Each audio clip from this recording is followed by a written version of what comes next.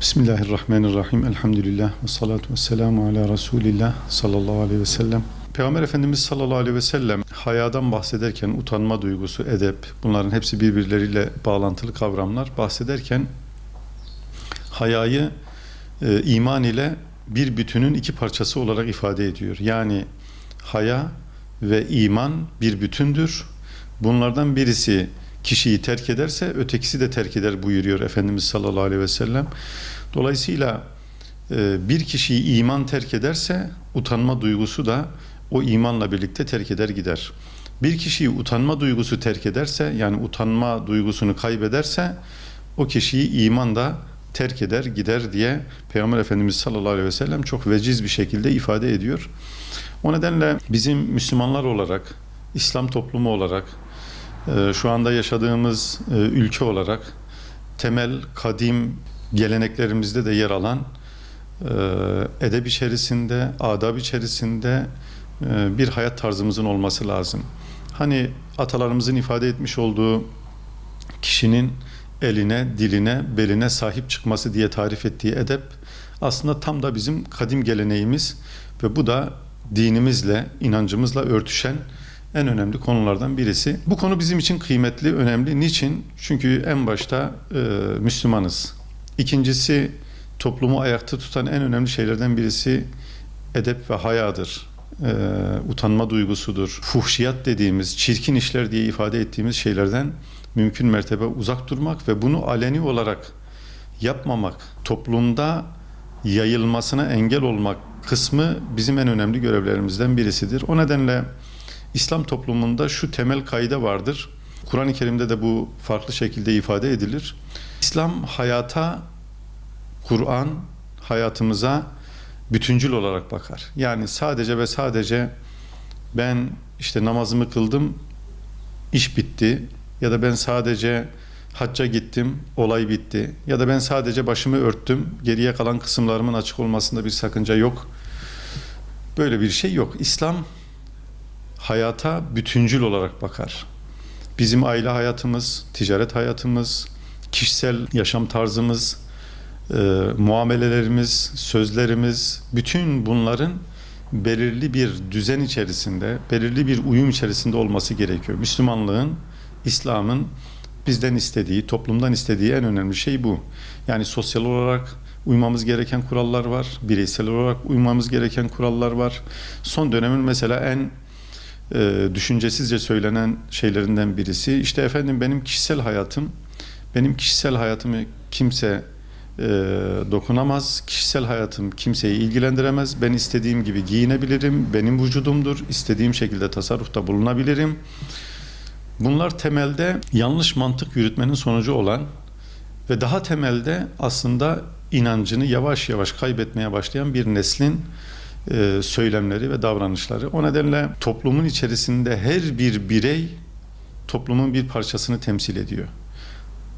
Sosyal medyada, haberlerde veyahut da çarşıda, pazarda, hayat içerisinde her an, her zaman birileriyle etkileşim halindeyiz. Özellikle sosyal medyanın geliştiği, günümüz yaygınlaştığı diyelim daha doğrusu, günümüz dünyasında sizin davranışlarınızın başkalarını etkilememesi mümkün değil. Ya da başkalarının davranışlarının sizi etkilememesi mümkün değil. O nedenle İslam'ın hayat tarzı, hayatı bütüncül ifade eder ve İslam bir yaşam tarzıdır. Ailesiyle, kişinin kendi davranışlarıyla, yaşam tarzıyla, giyim kuşamıyla, ticaretiyle, muamelesiyle bir yaşam tarzıdır. İslam kadına örtünmeyi emrederken bunu sadece kadın için yapmıyor. Ya da işte erkeğe aynı şekilde Nur suresinde haram olan şeylerden uzak durması, bakması haram olan şeylerden uzak durması emredilirken hem erkeğe hitap ediyor hem kadına hitap ediyor. Burada amaç nedir? Toplumun düzgün, edepli, ahlaklı ve haya içerisinde olan inançlı bir topluma dönüşmesini sağlamak. O nedenle bizler Müslümanlar, müminler bu konuya bütüncül bakmamız gerekiyor. Sadece benim şahsi kişisel görüşümdür, İşte efendim ben şöyle yaşarım, böyle yaşarım demek temelde kendimizi kandırmaktan başka bir şey ifade etmez. Çünkü ilerleyen süreçte, hayatın ilerleyen safhalarında bu çocuklarımızla karşılaşacağımız problemler olacak, komşumuzla karşılaşacağımız problemler olacak, bizi rahatsız eden problemler olacak vesaire. Bütün bir toplumu ilgilendiren bir konu. Nasıl ki bir pandemi dediğimiz bir hastalık olduğu zaman ya işte efendim beni ilgilendirmez, varsa hastalık vardır deme şansımız yoksa, edep ve haya da bizim için değerlidir, kıymetlidir. Onu işte efendim beni alakadar etmez, beni ilgilendirmez diye toplumun bir kenarına atma şansımız yoktur. Ve burada konuşulması gereken bence en önemli hususlardan birisi de böyle edep dışı veya bizim kültürümüzün dışında, hani çünkü bizim geleneklerimiz, kültürümüz, atalarımızın, dedelerimizin, büyüklerimizin yaşam tarzı da aslında edebe ve hayaya uygun bir yaşam tarzıydı. Bunun dışında aşırı derecede dekolte giyinmek, aşırı derecede çıplaklığı özendirmek ve son yıllarda buna erkeklerin de katılıyor olması bir anlamda haramı ve Allah'ın yasak etmiş olduğu konuları normalleştirmeye doğru giden daha tehlikeli bir düşünceye dönüşmüş oluyor. Ve bir önemli konu daha var. İbadethanelere bile halkımızın bir kısmı uygun olmayan kıyafetle girmeyi adeta bir hak sayıyor. Oraya girmeyi, oraya işte efendim ben oraya gezmeye geldim. Olabilir. Bizim dinimize saygımız vardır, kitabımıza saygımız vardır, mabetlerimize, mescitlerimize saygımız vardır. Bu değeri kaybettiğimiz an yaptıklarımızın hiçbir anlamı olmaz, hiçbir değeri olmaz. O nedenle cami adabı diye bir şey var, mescit adabı diye bir şey var. Buraya gelen kardeşlerimizden özellikle istirhamımız, kendileri inanmıyor olabilirler, inançsız da olabilirler. Kılık kıyafetin Cenab-ı Allah'ın bir emri olduğunu da kabul etmiyor olabilirler.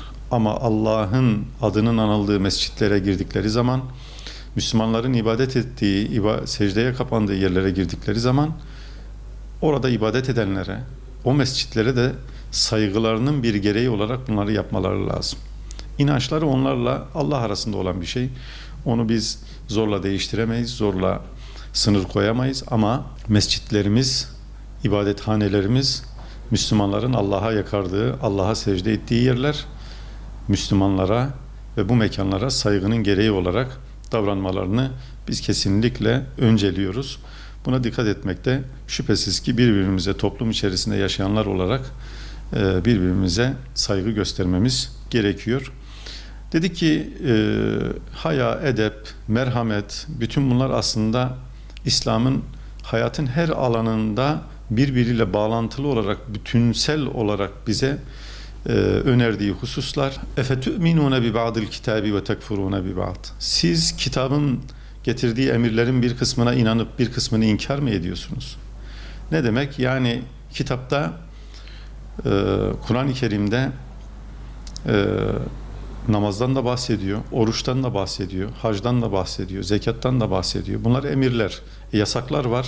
Adam öldürmekten de bahsediyor. Haram olduğunu, yasak olduğunu, içki içmenin yasak olduğunu, faizin yasak olduğunu ve yine Nur suresinde bir anlamda kadınlara ve erkeklere hayasızlık yapmanın haram olduğunu, hayasızlıktan sakınmaları gerektiğini emrediyor. Dolayısıyla ben işte efendim müminim, Müslümanım, istediğim gibi gezerim. Kimse bana karışamaz. Böyle bir şey yok. İşte efendim ben müminim, Müslümanım, faiz yerim.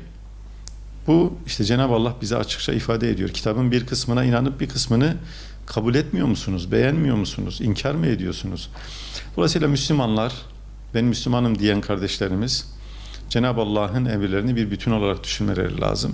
O bütünün içerisinden bir parçayı, duvarın içerisinden birkaç tuğlayı çıkarttığınız zaman Allah muhafaza o duvarın yıkılma tehlikesi söz konusu. O nedenle özellikle son yıllarda yaygınlaşan işte efendim hayat tarzı, yaşam tarzı, kimse dokunamaz, kimse karışamaz söylemleri gerçekte bizi dinden uzaklaştıran, gerçekte bizi kültürümüzden uzaklaştıran, gerçekte fuhşiyatı, çirkin işleri, kötülüğü normalleştiren söylemler olarak ifade edebiliriz. Bunlardan uzak durmamızda elbette ki fayda var. ve toplumumuzun da buna ihtiyacı var. Yani bugün meydana gelen hadiseler, toplum içerisinde sağda solda gözlemlediğimiz müessif olayların temelinde aslında bu bütünsellik anlayışından, bu kültürlerimizden, ananelerimizden ve en önemlisi de dinimizin emirlerini bir anlamda çok kale almamamızdan kaynaklanan problemler olduğunu düşünüyorum. Rabbim haya, iffet, edep içerisinde bir hayat sürmeyi cümlemize nasip eylesin.